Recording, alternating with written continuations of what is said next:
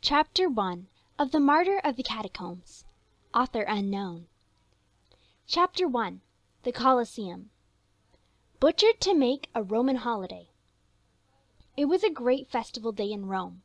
From all quarters vast numbers of people came pouring forth to one common destination. Over the Capitoline Hill, through the Forum, past the Temple of Peace and the Arch of Titus and the Imperial Palace. On they went till they reached the Coliseum, where they entered its 100 doors and disappeared within. There a wonderful scene presented itself. Below, the vast arena spread out, surrounded by the countless rows of seats which rose to the top of the outer wall, over 100 feet. The whole extent was covered with human beings of every class and every age. So vast an assemblage gathered in such a way, presenting to view long lines of stern faces, ascending far on high in successive rows, formed a spectacle which has never elsewhere been equalled, and which was calculated beyond all others to awe the soul of the beholder. More than 100,000 people were gathered here, animated by one common feeling, and incited by one single passion.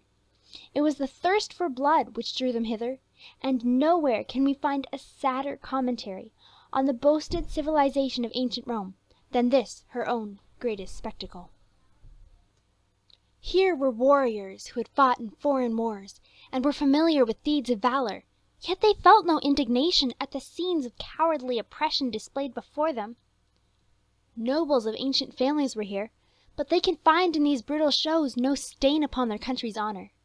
Philosophers, poets, priests, rulers, the highest as well as the lowest in the land, crowded these seats, but the applauding shout of the patrician was as loud and as eager as that of the plebeian. What hope was there for Rome, when the hearts of her people were, universally, given up to cruelty and brutal oppression? Upon a raised seat in a conspicuous part of the amphitheatre was the Emperor Decius, near whom the chief people among the Romans were gathered. Among these there was a group of officers belonging to the Praetorian Guards, who criticized the different points in the scene before them with the air of connoisseurs. Their loud laughter, their gaiety, and their splendid attire made them the object of much attention from their neighbors. Several preliminary spectacles had been introduced, and now the fights began. Several hand-to-hand combats were presented, most of which resulted fatally, and excited different degrees of interest according to the courage or skill of the combatants. Their effect was to whet the appetite of the spectators to a keener relish, and fill them with eager desire for the more exciting events which were to follow. One man in particular had drawn down the admiration and applause of the multitude.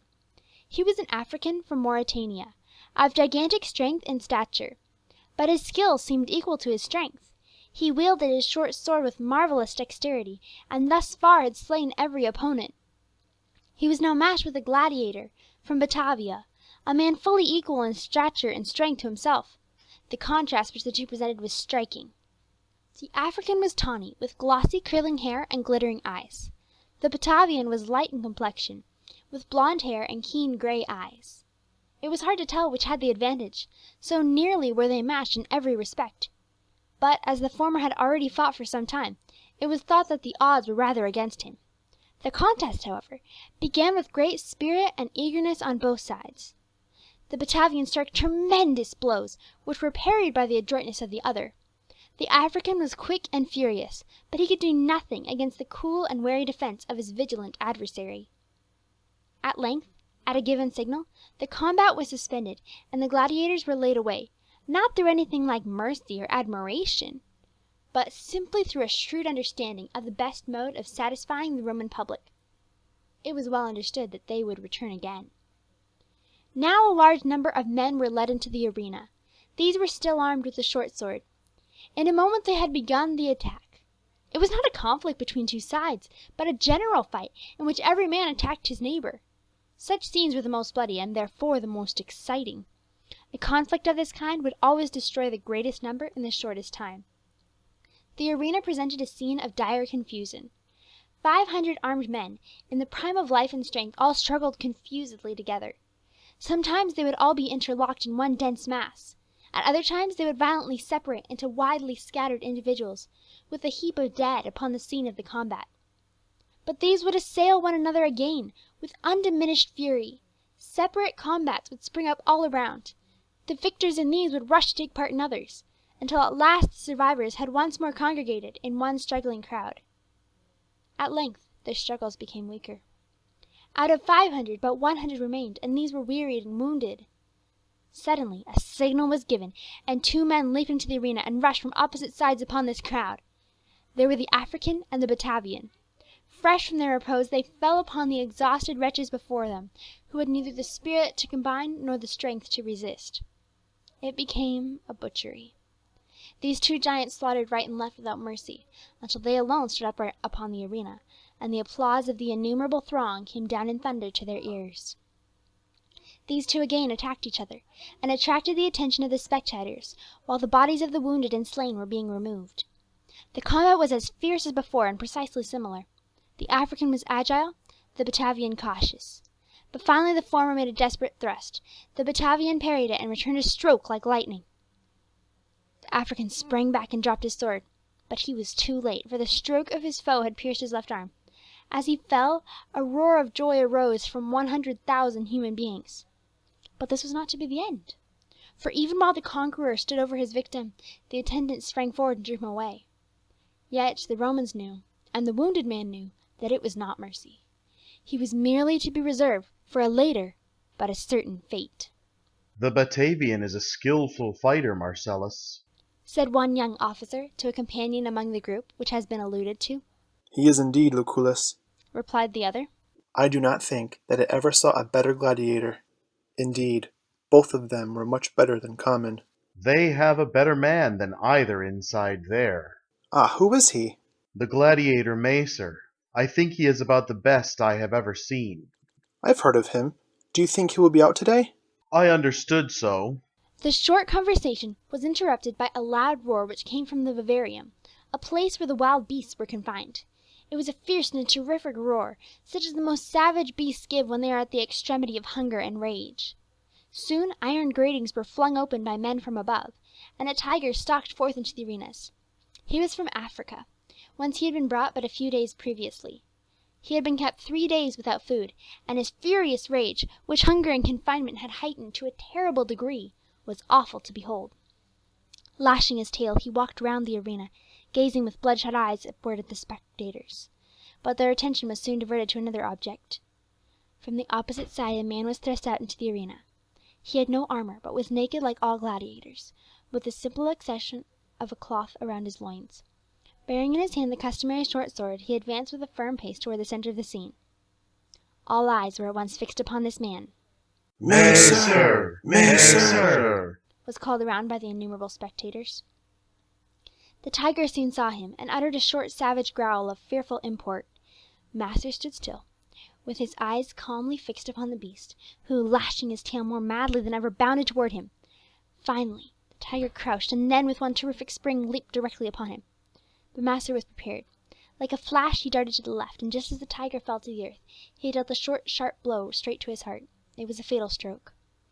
The huge beast shuddered from head to foot, and drawing all his limbs together, he uttered a last howl that sounded like almost the scream of a human being, and fell dead upon the sand. Again the applause of the multitude rose like a thunder peal all around. "Wonderful!" cried Marcellus. "I never saw a skill equal to that of Martyr." "Without doubt he has been fighting all his life," rejoined his friend. But soon the carcass of the tiger was drawn away, and again the creak of a grating as it swung apart attracted attention. This time it was a lion. He came forth slowly and looked all around upon the scene, as if in surprise. He was the largest of his species, a giant in size, and had long been preserved for some superior antagonist. He seemed capable of encountering 2 animals like the tiger that had preceded him. Beside him, Martyr was like a child. The lion had fasted long, but he showed no fury like that of the tiger. He walked across the arena, and then completely around in it in a kind of trot, as though searching for escape. Finding every side closed, he finally retreated to the center, and putting his face close to the ground, he uttered a roar so deep, so loud, and so long, that the ponderous stones of the Coliseum itself vibrated at the sound. Martyr stood unmoved. Not a muscle of his face changed. He carried his head erect with the same watchful expression, and held his sword ready. At length the lion turned full upon him. The wild beast and the man stood face to face, eyeing one another. But the calm gaze of the man seemed to fill the animal with wrath. He started back with his hair and tail erect, and tossing his mane he crouched for the dreadful spring. The vast multitude stood spellbound. Here indeed was a sight worthy of their interest. The dark form of the lion darted forward, but again the form of the gladiator, with his customary maneuver, leaped aside and struck. This time, however, his sword struck a rib and fell from his hand. The lion was slightly wounded, but the blow served only to rouse his fury to the highest point. Yet Martyr lost not one jot of his coolness in that awful moment. Perfectly unarmed, he stood before the beast waiting his attack. Again and again the lion sprang, but each time he was evaded by the nimble gladiator, who, by his own adroit movements, contrived to reach the spot where his weapon lay and regain possession of it. Armed with his trusty sword, he awaited a final spring. The lion came down as before, but this time Martyr's aim was true. The sword pierced his heart. The enormous beast fell, writhing in pain. Rising again to his feet, he ran across the arena, and with a last roar he fell dead by the bars at which he had entered. Martyr was now led away, and the Batavian appeared. The Romans required variety. A small tiger was let loose upon the Batavian, and was vanquished. A lion was then set upon him. He was extremely fierce, although of only ordinary size. It was evident that the Batavian was not at all equal to Martyr. The lion made a spring and was wounded, but on making a second attack, he caught his opponent and literally tore him to pieces. Upon this Martyr was sent out again, and killed this lion easily. And now, while Martyr stood there the recipient of unbounded applause, a man entered from the opposite side. It was the African. His arm had not been bound up, but hung down by his side covered with blood. He staggered toward Martyr with painful steps. The Romans knew that he had been sent out to be killed. The wretch knew it himself also, for as he drew near to his antagonist, he dropped his sword, and cried out in a kind of desperation, "Quick, kill me, and put me out of my pain!" To the amazement of all, Martyr stepped back and flung down his sword. The spectators stared and wondered. Still more amazed were they when Martyr turned toward the emperor and stretched out his hands. "August Emperor," he cried, "I am a Christian. I will fight wild beasts, but I will not raise my hand against a fellow man. I can die, but I will not kill." Whereupon a mighty murmur arose. What does he say? Cried Marcellus. A Christian? When did that happen? I heard Said Lucullus. that he was visited in his cell by some of these wretched Christians, and joined their contemptible sect. They are made up of the offscouring of mankind. It is very probable that he is a Christian. And will he incur death rather than fight? That is the way with these fanatics. Rage took the place of surprise in the fierce multitude. They were indignant that a mere gladiator should dare to disappoint them. The attendants rushed out to interfere. The fight must go on. If Martyr would not fight, he should take the consequences. But he was firm. Unarmed, he advanced toward the African, whom he could have slain even then with a blow of his fist. The face of the African was like that of a fiend. Surprise, joy, and triumph gleamed in his sinister eyes. Seizing his sword in a firm grasp, he struck Martyr to the heart. "Lord Jesus, receive my spirit." The words were drowned in a torrent of blood, and this humble but bold witness for Christ passed away from earth to join the noble army of martyrs. Are there many such scenes as this? Asked Marcellus. Often, whenever Christians appear, they will fight any number of beasts. Young girls will come firmly to meet lions and tigers, but not one of the madmen will fight with men. The populace are bitterly disappointed in Martyr. He is the very best of all the gladiators, and in becoming a Christian he has acted like a fool. It must be a wonderful religion which could make a common gladiator act thus, Said Marcellus. You'll have a chance to learn more about it. How so? Haven't you heard? You are appointed to unearth some of these Christians. They have got down in the Catacombs, and they must be hunted up. I should think they have enough already. 50 were burned this morning. And 100 were beheaded last week, but that is nothing. The city is swarming with them. The emperor has determined to restore the old religion perfectly. Since these Christians have appeared, the empire has been declining. He has made up his mind to annihilate them. They are a curse, and must be dealt with accordingly. You will soon understand." I haven't been in Rome long enough to know, said Marcellus meekly. and I do not understand what the Christians really believe. I have heard almost every crime imputed to them. However, if it be as you say, I will have a chance of learning. But now another scene attracted their attention. An old man entered upon the scene. His form was bowed and his hair silver white with extreme old age. His appearance was hailed with shouts of derision, although his majestic face and dignified manner were only calculated to excite admiration. As the shouts of laughter and yells of derision came down to his ears, he raised his head and uttered a few words. Who is he? Asked Marcellus. "Alexander, a teacher of the abominable Christian sect. He is so obstinate that he will not recant—" Hush, he is speaking. "Romans, said the old man. I am a Christian. My God died for me, and I gladly lay down my life for him." A loud outburst of yells and execrations from the fierce mob drowned his voice. Before it was over, 3 panthers came bounding toward him. He folded his arms, and looking up to heaven, his lips moved as if murmuring prayers. The savage beasts fell upon him as he stood, and in a few minutes he was torn in pieces. Other wild animals were now let in. They bounded around the enclosure, they leaped against the barrier, and in their rage assailed one another. It was a hideous scene. Into the midst of this a helpless band of prisoners were rudely thrust. They were chiefly young girls, who were thus sacrificed to the bloodthirsty passions of the savage Roman mob. The sight would have moved to pity any heart in which all soft feelings had not been blighted. But pity had no place in Rome. Cowering and fearful, the poor young maidens showed the weakness of human nature when just confronted with death in so terrible a form. But after a few moments, faith resumed its power and raised them above all fear. As the beasts became aware of the presence of their prey and began to draw near, these young maidens joined hands, and raising their eyes to heaven, sang out a solemn chant which rose clear and wondrously sweet upward to heaven.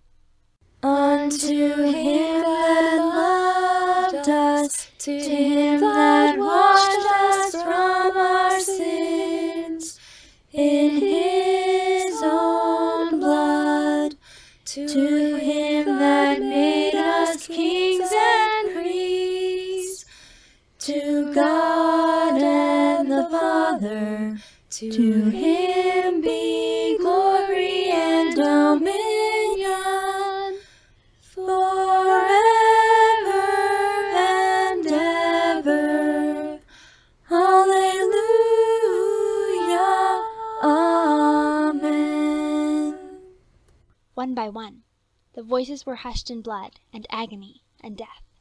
One by one, the shrieks of anguish were mingled with the shouts of praise, and these fair young spirits, so heroic under suffering and faithful unto death, had carried their song to join it with the psalm of the redeemed on high. End of chapter 1.